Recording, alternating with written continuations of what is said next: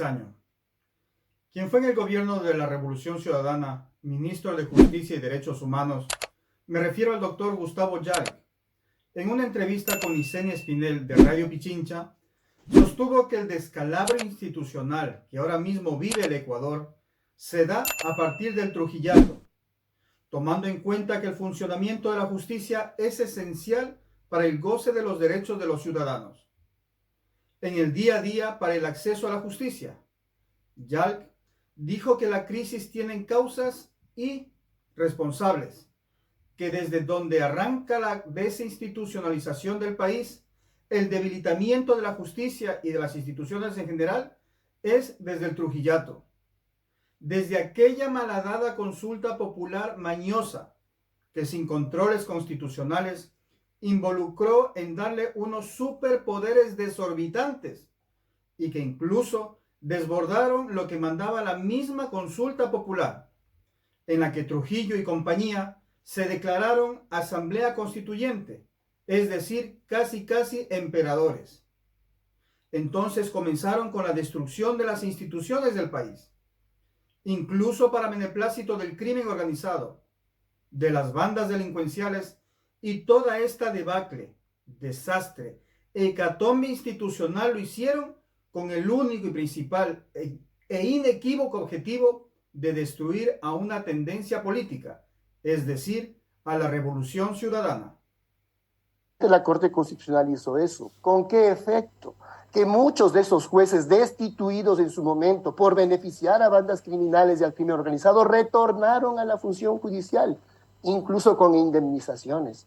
Ese es el gran problema que tiene la función judicial también actualmente, aparte de sus sesgos políticos, esa penetración del crimen organizado por falta de prevención, por falta de depuración. Le pongo un ejemplo.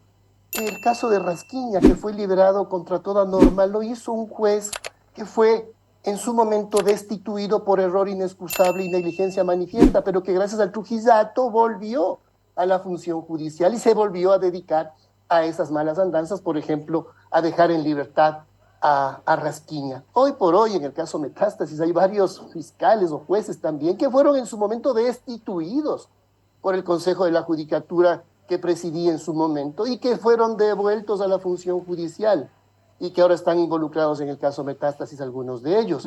Y también jueces que regresaron, que fueron destituidos en su momento y que hicieron que empezaron a dar paso a acciones de protección para que policías que fueron sacados de la policía, de la institución policial, regresen a la policía.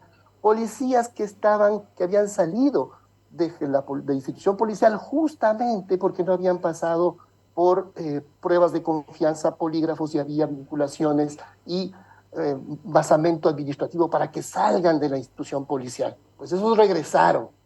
Y ahora aún peor en la Policía Nacional. Evidentemente en toda institución hay gente buena y gente mala, en toda institución hay gente que hace bien su trabajo, pero si no hay un proceso de depuración, permea esto con mayor facilidad. Se eliminaron los polígrafos para ascender, se eliminaron los polígrafos para entrar a la Policía Nacional y todo esto fue en deterioro de las instituciones.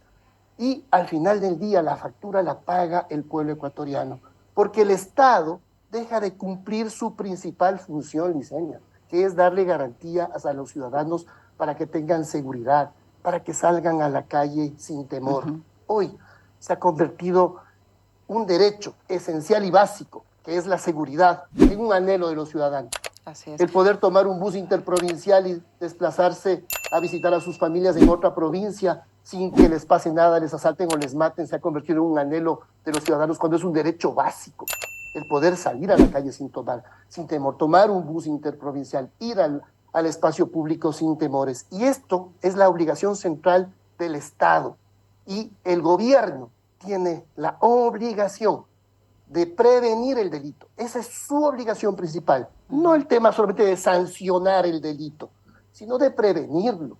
Y ahí me preocupa ver que no veo una inteligencia estratégica real de lucha contra la delincuencia, de acción coordinada, respetando la independencia de las funciones. La actual ministra de Energía y Minas, Magíster Andrea Robo, informó de su viaje a Colombia y de su conversación con el ministro Camacho de ese hermano país. manifestó que llegaron a un acuerdo en la negociación de la exportación de electricidad a partir del gas, que es mucho más barata que a partir del diésel. Acordaron que priorizarían unas ventajas sobre la exportación de venta con gas, para que nuestros precios no sean elevados. Este buen trato permitió que los precios bajaran visiblemente de 60 hasta 12 centavos de dólar el kilovatio hora de electricidad, con lo cual se obtendrá un ahorro en total de 100 millones de dólares, en comparación con las negociaciones que hizo el gobierno del expresidente, felizmente ya, Guillermo Lasso, con el hermano país de Colombia para la importación de electricidad por la crisis hidroeléctrica que sufre el país. Así es. Ministra, a partir del análisis que se está haciendo del proyecto de ley energética, algunos especialistas han hecho observaciones y dice, bueno, con una mayor participación de privados, los privados siempre buscan ganancias. La pregunta muy concreta que le hago, ministra, este documento, este proyecto de ley, no digo que ya aumente las tarifas, pero puede ser una puerta para que en un futuro mediano, a corto plazo, haya una elevación de las tarifas eléctricas, ¿sí o no? La propuesta de ley no incluye el aumento de las tarifas. No lo incluye, ni a corto, ni a mediano, ni a largo plazo, no lo incluye. Lo que hay que hacer un balance es de la estructuración del costo de esta tarifa. Eso por un lado. Por otro lado, también hacer una valoración de que las tecnologías, conforme más crece su consumo, más se reducen sus costos. En temas de economía de escala, mientras más grandes son los proyectos, menos elevados son sus costos. Entonces, si hablamos de un ingreso del sector privado, lo que tenemos que valorar es el tema del CAPEX y el OPEX para poder identificar si un proyecto es viable y que no sea necesario subir la tarifa. Entonces hay que hacer una valoración técnica, tenemos que hacer una valoración económica en la cual se pueda confirmar que los costos de inversión que están teniendo las empresas privadas sea beneficioso para el país. Y ahí es donde entra el rol fundamental que tiene el Estado de garantizar el servicio eléctrico, el servicio público de energía eléctrica para los ciudadanos. Sí, porque esto más le consulto por la parte residencial, ¿no? Hay muchas personas que dicen, caramba, por supuesto, aumento de tarifa sería una daga en la aorta para la economía de un país. Eso no está contemplado, mucho menos bajo una ley. Ya, ahora, ministra, sáqueme una duda. Los últimos pasos que dio el gobierno de Guillermo Lasso fue el retiro de este subsidio eléctrico, llamémoslo de esa manera, a cierta parte industrial de las fábricas que tenían este horario nocturno, en donde tenían un costo más barato, supuestamente a cambio de generación de empleo. Eso se derogó en las últimas semanas del gobierno de Guillermo Lasso. ¿Qué pasó? ¿Ustedes lo están analizando para retomarlo o ya quedó totalmente derogado? Sí, así es. El pedido de la eliminación de este incentivo se lo envió en la semana previa al cambio de ministros. Nosotros hicimos la aplicación bajo lo que establece este pedido ante la Agencia de Regulación. Se eliminó el incentivo a los industriales. Lo que nosotros hemos hecho es proyectar hacia una tarifa dinámica y lo estamos haciendo esto en conjunto con los industriales. ¿Qué propone esto? El cumplimiento de objetivos con respecto a eficiencia energética. El próximo viernes 5 de enero se realizará la audiencia de formulación de cargos por el presunto peculado en la reconstrucción de Manabí en contra del ingeniero Jorge Glas Espinel. Esto sucede después de que en la Asamblea no hubieron los votos necesarios para la moción sobre autorizar el enjuiciamiento penal. Sobre el mismo tema, el doctor Eduardo Franco Loor, abogado de Glas, manifiesta estar seguro de que el gobierno de Daniel Noboa sí le dará el salvoconducto al vicepresidente Glas para que viaje a México en caso de ser concedido el asilo político. Franco Loor dice que el ex vicepresidente teme por su vida y afirma que la fiscal Salazar lo persigue en venganza por el juicio político que se le planteó en la Asamblea, es decir, existe una clara y evidente retaliación política. El próximo 5 de enero se formulará cargos en contra del ex vicepresidente Jorge Glas y 2 personas más. Esto por el delito de peculado en el conocido caso Reconstrucción de Manabí. Luego de que se negó el pedido de prelibertad de Glas, su situación podría volver a complicarse.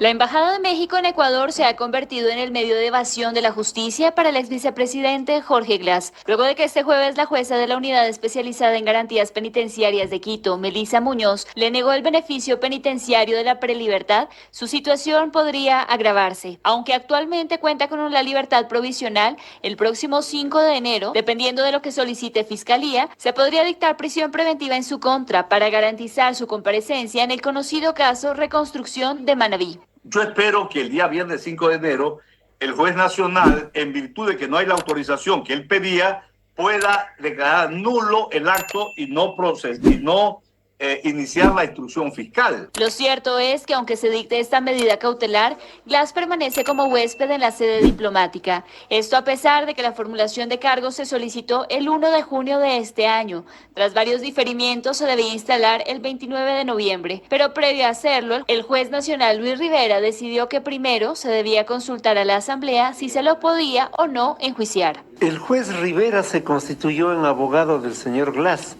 Le dio el tiempo suficiente para que este señor, el ex vicepresidente, encuentre el refugio donde le veía pertinente. Fue después de que la Asamblea no dio paso a esta autorización y tras insistencia de Fiscalía, que el juez señaló para el 5 de enero la instalación para esta audiencia. Ella lo está justamente persiguiendo por el caso de la reconstrucción de Manabí, cuando él formaba parte de esa comisión que no tenía facultades para asignar valores. Los cargos que imputará Fiscalía tienen que ver con un supuesto esquema que habría desviado los fondos recaudados para la rehabilitación de Manabí y Esmeraldas, luego del terremoto de abril de 2016. Gracias amigos por llegar hasta aquí, al final del vídeo. No se olviden de suscribirse, activar la campanita, para que sepan cuando subo el próximo vídeo. Pongan el pulgar arriba y por favor comenten. Todas estas acciones benefician al canal para que la plataforma de YouTube, su algoritmo, nos muestre y nos recomiende, y tengamos por supuesto más alcance. Seguimos mañana.